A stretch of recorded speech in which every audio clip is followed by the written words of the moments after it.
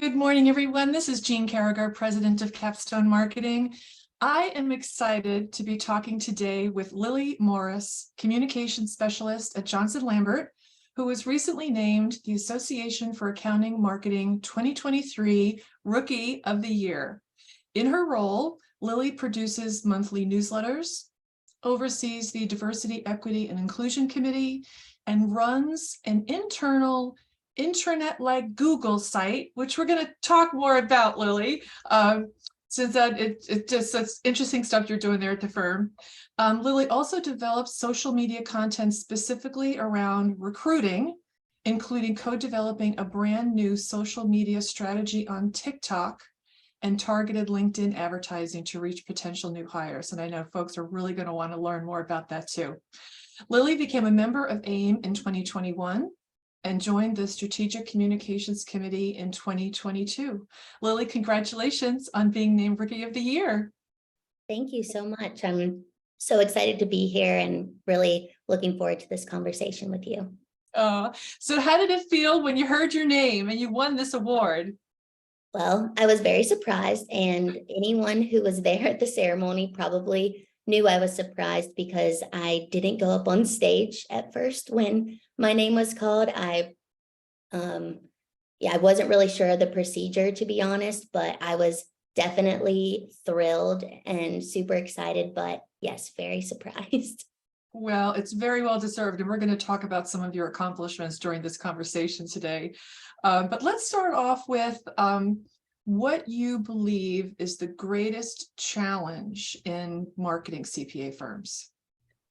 Well, just through talking to other accounting marketers and, conversations that we have on our team at my firm, it's that not many marketing teams have the budget and resources to do all of the things.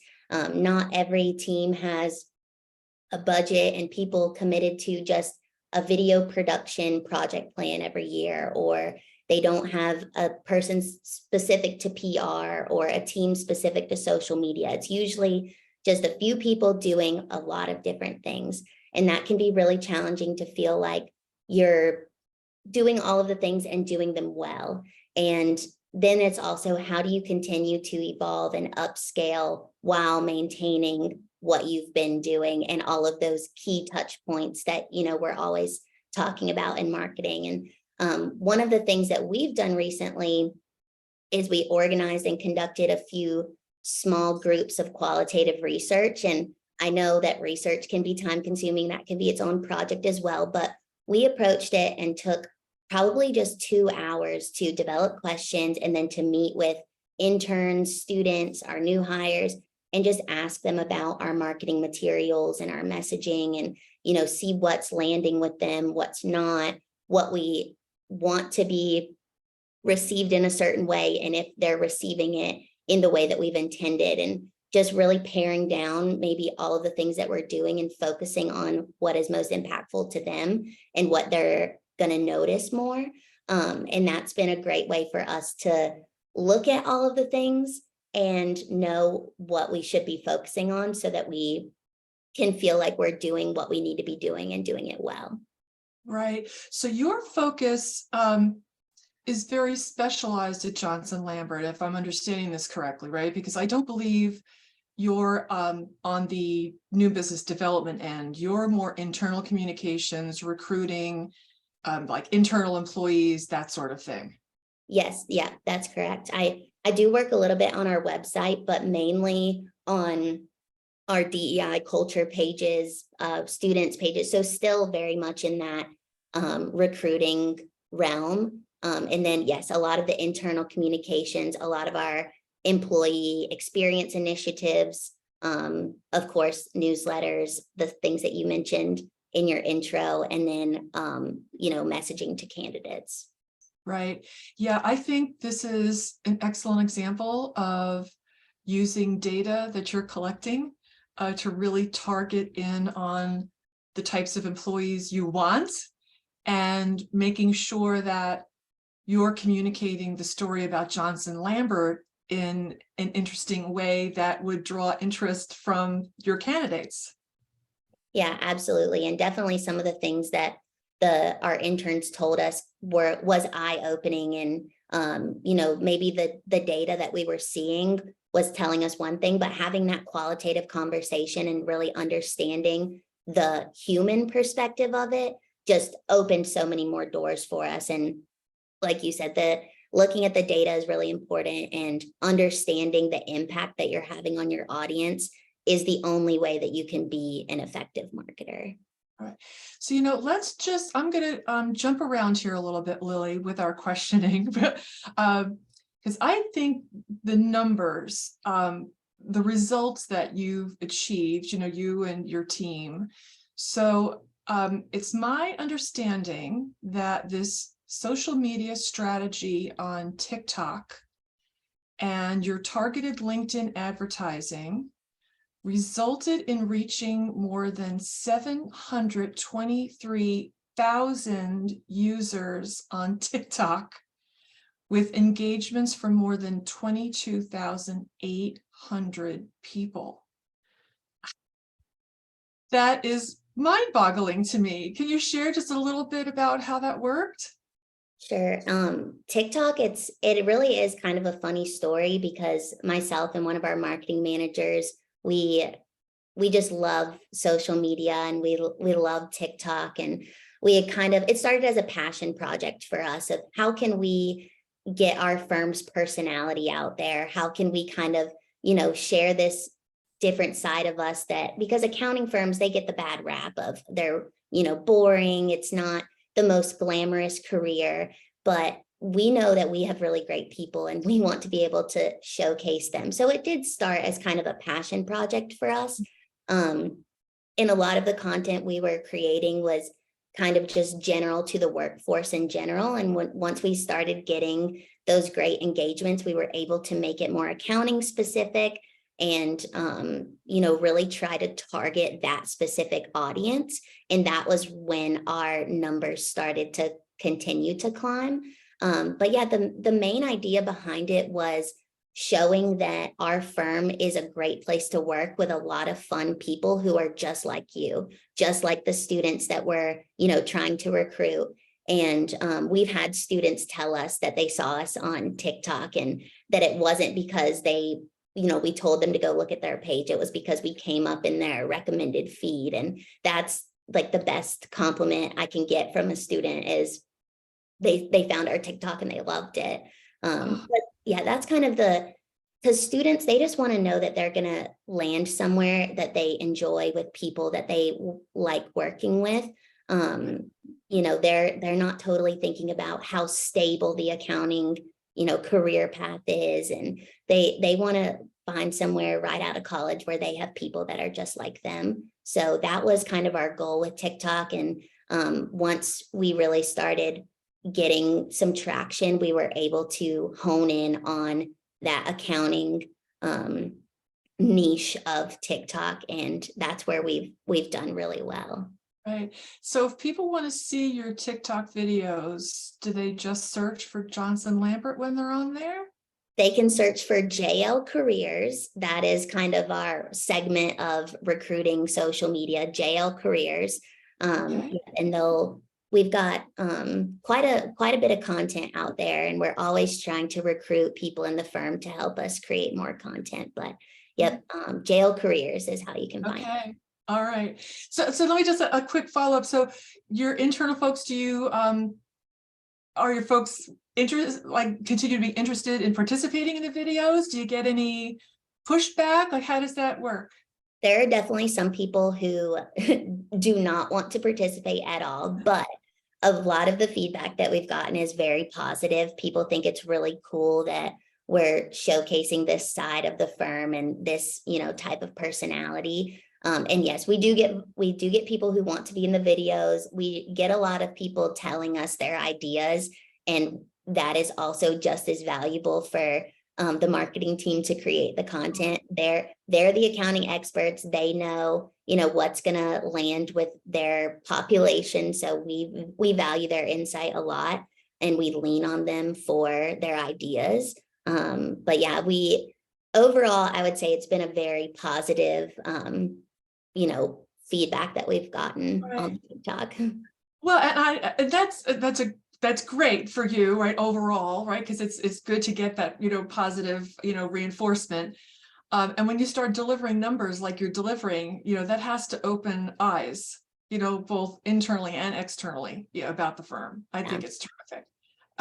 So we're going to talk about some more of your accomplishments in a bit, but let me ask you, you're the rookie of the year, right? So you have less than 2 years experience in accounting, marketing, and work life overall.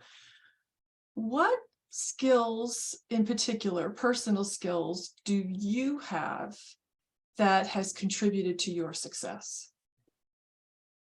Well, thinking about this question is, it sometimes feels a little bit difficult to, think about yourself and, what contributes to your own success. But when I was thinking about this, I kept coming back to, and it's going to sound a little silly, but my love for jigsaw puzzles and just working on puzzles in general. I love to do all of like the New York Times daily puzzles.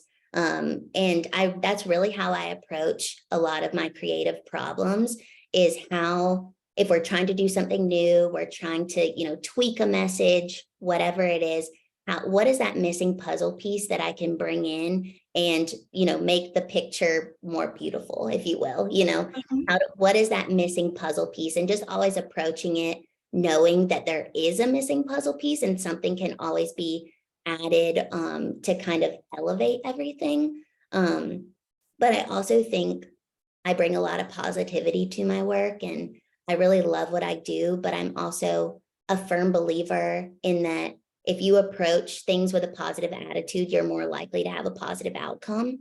And I carry that a lot with me because marketing can be really hard and it's not always rainbows and roses, and it can be really challenging. So, but approaching things with a positive attitude, I think, is a huge key to all of it. I love that, because a positive attitude in life in general is going to benefit us, right? So not only, the challenges we might have with our work, but we could confront, challenges and other situations in life, and we have a choice, right? We could choose to look at that in a more positive way or in a more negative way. And then that's usually how it goes, right? So we need to give ourselves a little boost. Love that. Um, so I know that you're building your network, and Lily, I love the way that you joined AIM and just dove in and joined a committee. You just didn't waste any time, because that's a great way to meet other AIM members, right? And build those friendships because you're meeting them on a regular basis, and all of that. So with the people that you've met, and have come to know, what skills or factors do you think relate to marketers being successful? What kind of characteristics do you see in others? Well, I think the easy answer is creativity, and I talked about that a lot. But I think a couple of really underrated skills are resiliency and the willingness to learn. And I think that kind of comes with having the resiliency to, and the understanding to know that not everything that you work on, you spend so much time planning and, putting out there is going to work. It's not always going to work. And you have to just be willing to let that roll right off your back and pivot to the next thing. Being prepared to pivot, the willingness to learn of, what didn't go right, how can we improve this? And then also being able, with the willingness to learn, looking at all of this AI and new technology that's coming down the pipeline that can be really intimidating and really difficult to understand. But not being afraid to, dive in and take advantage of that opportunity. So yeah, I think resiliency, like I said, being prepared to pivot and having that willingness to learn and try new things is key. Right. I say to a lot of people that the way we can market and promote firms, the basics of it is the same, since the early days when accountants were then allowed to promote their firms, to today. So it's been, a few decades, which I know in the scheme of the world is this tiny little, time period. But the ways and the tools we have to market and promote the firms is so different. So the basics are the same of what we want to do, but there's so many more tools that we could utilize. So and some things, yeah, some things might not work out so great, and others, or you hit it out of the park. It's so interesting about how marketers are diving in and trying, all of these new things, especially AI. I mean, I've read up on it just a little myself. That's something that I need to spend more time on. But it's, I think, from a marketing standpoint, it's going to allow us to do so many things, right? It's pretty incredible, especially the digital content aspect of the AI videos. Of course, like the language model generators, those are, evolving so quickly, and they're becoming smarter and smarter, I swear, by the hour. So those are obviously incredible tools, but I think the digital content and just probably the insights that we're going to start getting from AI is probably going to be able to tell us how our social media posts are going to perform before we ever put them out there. And, I can only imagine where we're going to go from here. But yeah, you're right. It's still the traditional methods, but the tools that we have at our disposal now are really pretty incredible. Right. It is incredible. And, it's not all, thousands of dollars, right? There's a lot of these tools that, some of them are free, and some are pretty inexpensive. So they don't have to be budget busters. Yep. And having, like I said, that willingness to try it out and, learn from it. Why not? If it's not super expensive, and it's, an opportunity for you to elevate your marketing skills that much more, why would you not, try Right, it? exactly. So tell us, so you sound like a busy woman, Lily, with your role at Johnson Lambert. Tell us about your top priority right now. What are you working on? One of the things that we are doing is trying to be really critical of our overall brand landscape. And what I mean by that is looking at everything from our recruiting marketing to our client marketing, and how we can be more consistent externally, internally, through all of our different audiences. Because, like all accounting firms with different industries, you have a lot of audiences. But how do you maintain that consistency and, continue to be recognizable, elevate that level of trust that clients have in you, but also communicate your personality? So we're really trying to increase our brand consistency and looking at it through a critical lens of knowing that we do have weak spots and where we can elevate that. And just overall, because we got a lot of creative fuel for this actually from AIM Summit, and a lot of the brand consistency talks that were being had there. So we really took that to heart, and it was something that we had already been thinking about. But yeah, that is probably our main priority for this year. Right. That's terrific. Because I've seen, and I'm delighted by the attention that CPA firm brands are getting, and how internally, not only the marketers, but partners are focusing more on a firm's brand. Because there were many, many years where we would use the term branding for a CPA firm, and you could see their eyes just glaze over and wondering, is that something we really need? What difference does that make? And we're learning, right, that it is very important, because if you've created or built your story, your first story, you want to make sure that that is genuine, right? That it's authentic and interesting and truthful, and consistent, if I didn't say that already. And that when someone looks at something or hears something, that they know that that's from your firm and not your competitor down the street, that it really is a differentiator.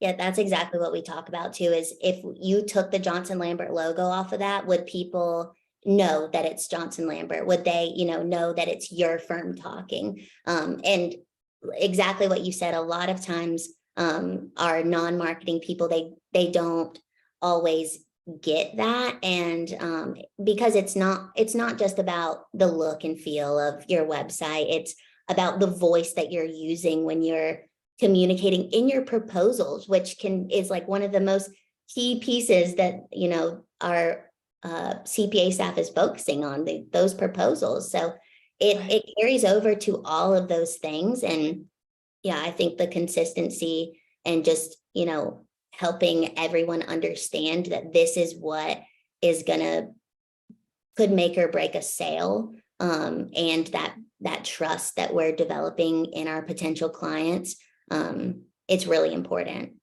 Right, it absolutely is.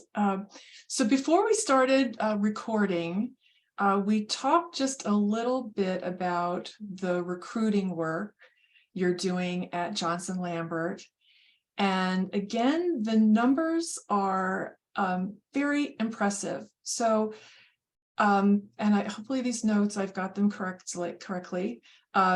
So in the fall of 2022, you conducted 20 individualized ads for 23 campuses. Okay, did everybody hear that? 23 campuses.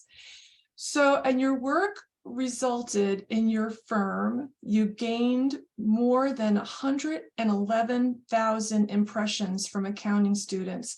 111,000 impressions from accounting students who attended the universities that the firm is targeting. You received engagements from 1,600 students at those schools, and your overall candidate pipeline saw an increase in applications of 12.7%. Very impressive, Lily.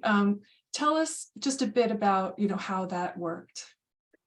Well, so a lot of those targeted ads are on LinkedIn, and we really took a step back and looked at the capabilities of LinkedIn and how targeted we can get to this student group. And because I know if I see an ad on LinkedIn, I typically scroll right by it.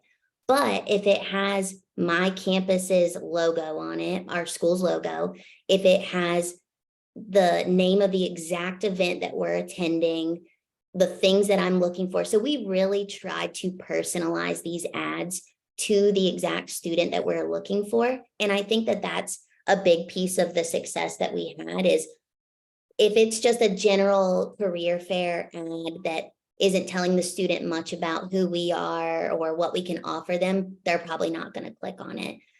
So making sure that we were just taking the time to really customize it to what that student is looking for, and knowing that we can put out 100 ads, and if they're all just super generic, no one's really going to click on them, and we might get a lot of clicks, but we're not going to get those applications or really that return that we're looking for. So we said we might not get as many clicks as we have in the past. We might not get, as much traction on them, but the clicks that we do get are more likely to result in the student application. And we know once we get them in the door and we're talking to them, we can really build a relationship with them. So that was kind of the background on that, is we wanted to really customize it to the student.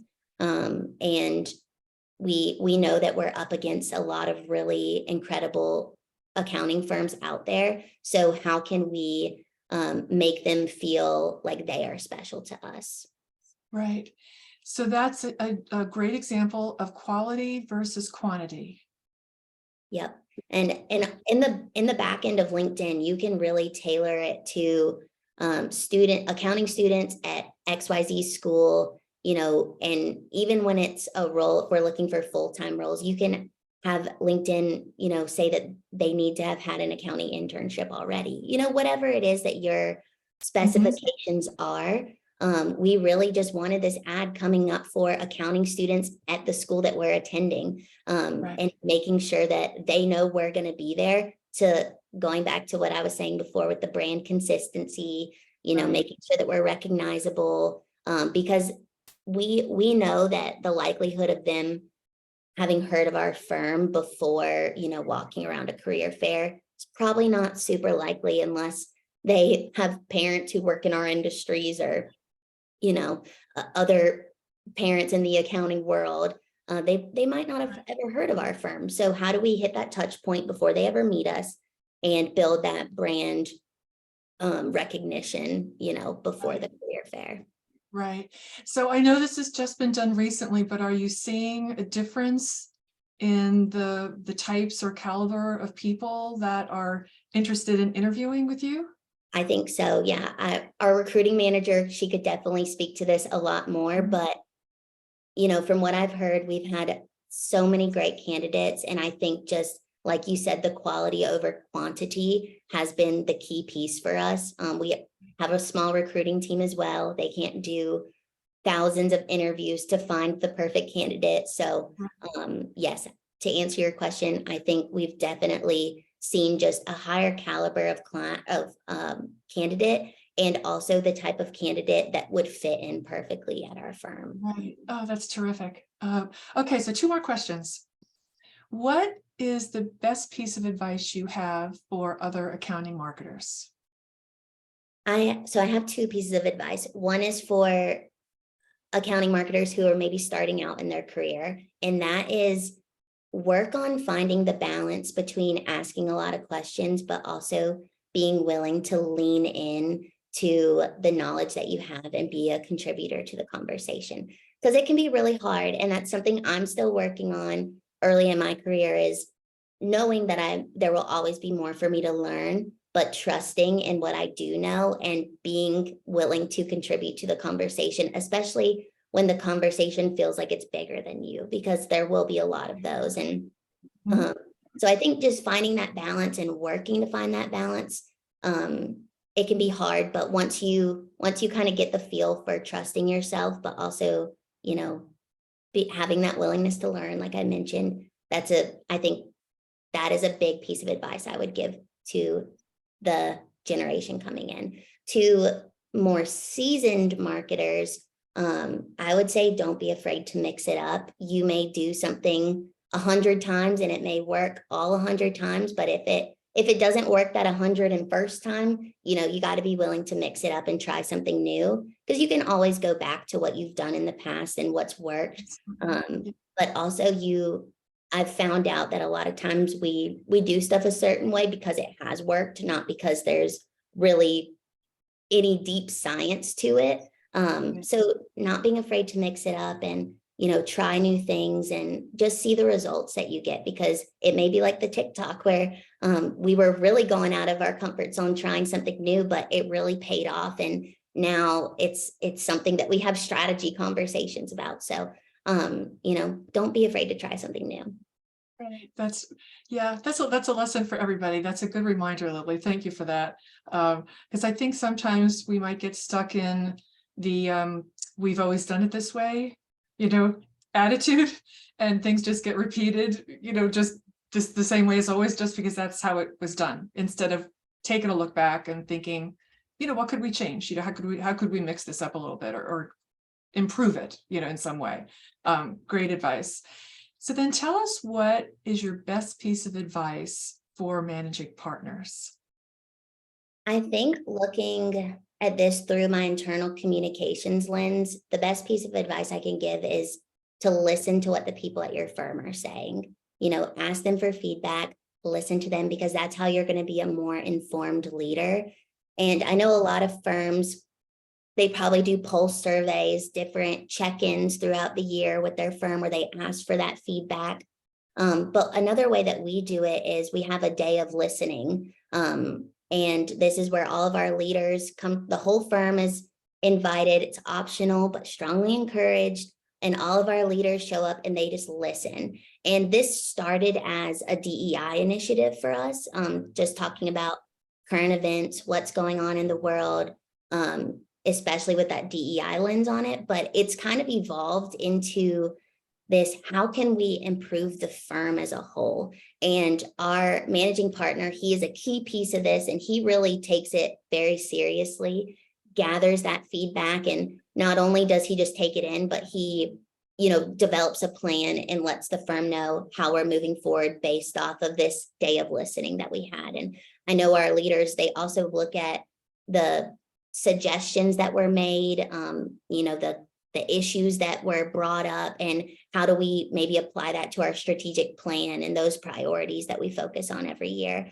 So it's really, it's become a big part of what we do as a firm every year. And I think as we continue to do it, people are just going to be more and more comfortable with voicing their opinions. And it's never been, it sounds kind of scary to just have an open forum for people to say whatever they want, but you also learn that people really do love their job and they love what they're doing. And the suggestions that they're making are maybe to just improve their team chemistry and, you know, stuff like that. So, but I think listening to what your people are saying, like I said, is just going to make you more informed, and it's going to make you a better communicator back to the firm and a better leader.